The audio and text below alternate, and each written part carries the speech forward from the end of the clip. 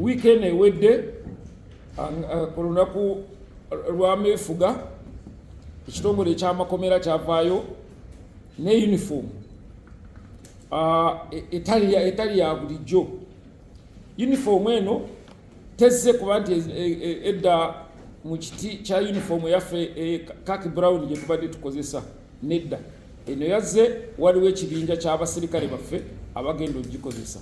Be baani tubayita ba safety and security unit, beebo abakuuma abasibe betuyita abakalikali oba ababaaya nga balumira mwoyo, beebo abakuuma abakulu abakulira ekitongole eky'amakomera, era beebo abakuuma amakomera nga getuyita upper prison oba maximum security ne high security prisons.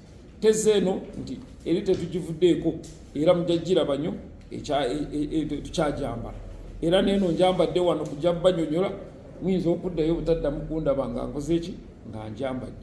So tewali ebigambo tufunye bingi naye tusaba mutusaasire.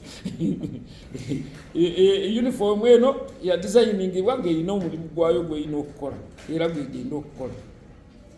Beetasanyusizza mujja tusonyiwa, naye ffe tetwagikozerwa fashion, twagikoze kubanga erina ekigendererwa